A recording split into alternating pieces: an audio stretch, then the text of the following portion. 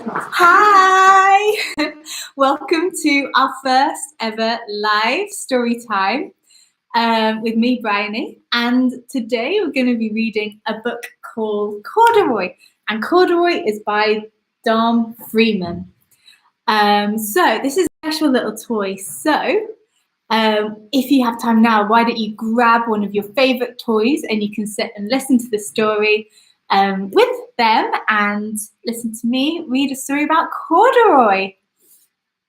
Okay, so let's begin.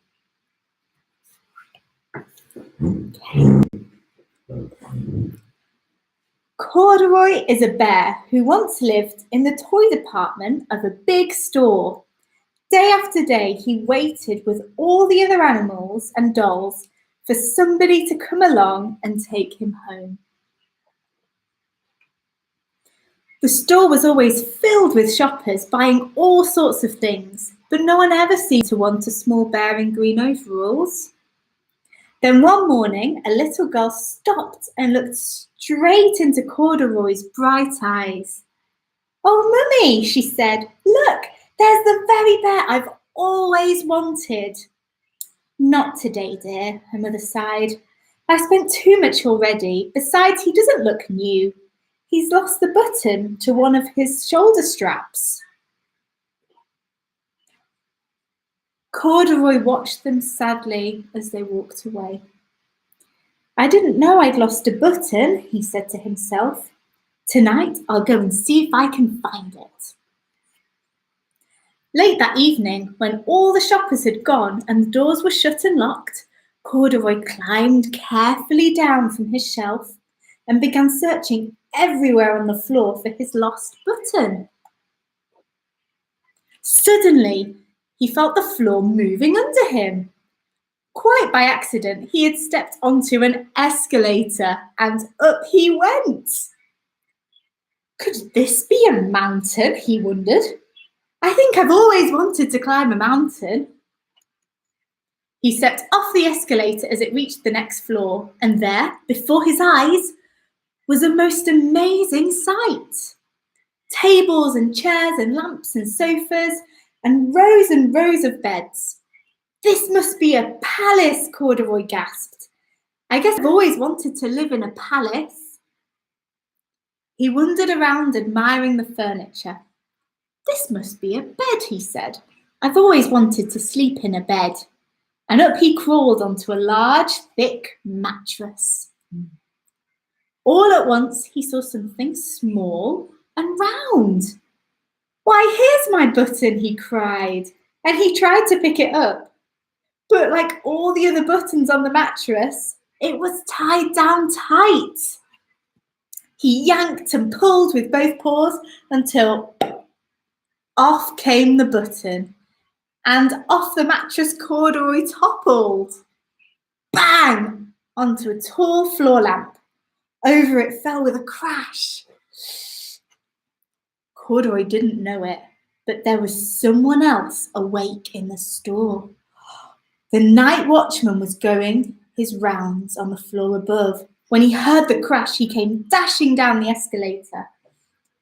"Now, who in the world did that?" he exclaimed. "Somebody must be hiding around here." He flashed his light under and over sofas and beds until he came to the biggest bed of all. And there he saw 2 fuzzy brown ears sticking up from under the cover. "Hello," he said. "How did you get upstairs?"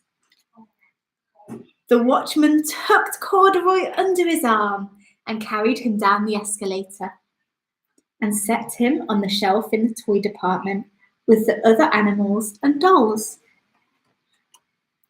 Corduroy was just waking up when the first customers came into the store in the morning.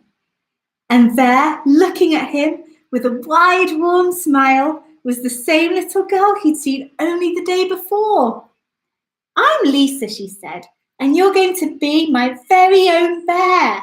Last night I counted what I've saved in my piggy bank, and my mother said I could bring you home." Shall I put him in a box for you? The sales lady asked. Oh, no, thank you, Lisa answered, and she carried Corduroy home in her arms. She ran all the way up 4 flights of stairs into her family's apartment and straight to her own room. Corduroy blinked. There was a chair and a chest of drawers, and alongside a girl-sized bed stood a little bed, just the right size for him. The room was small, nothing like that enormous palace in the department store. This must be home, he said. I know I've always wanted a home. Lisa sat down with Corduroy on her lap and began to sew a button on his overall. I like you the way you are, she said, but you'll be more comfortable with your shoulder strap fastened. You must be a friend, said Corduroy. I've always wanted a friend. Me too, said Lisa, and gave him a big hug. Oh, what a good story that was. I hope you enjoyed it and that you and your toys enjoyed it as well. And I want to set a little challenge for all of you who've been watching. I'd love it to see what your toys have been doing during quarantine. So I want you to pick your favourite toy or one of your favourite toys if you have quite a lot of them. And I'd love it if you could do a picture of what your toy is doing. I would think your toys have been doing some crazy things during quarantine. So if you get your mummy or daddy to take pictures of what your toys have been doing, and then we can see what they've all been up to. Because Corduroy went on quite an adventure, and I think some of your toys have too. So send them in to us, and we'd love to see what they've been doing. So I hope you've enjoyed our live stream, our very first Storytime live stream, but we will be back soon with more stories. And don't forget to send in those pictures of what your toys have been doing. Have a lovely week, and I'll see you all very soon. Bye.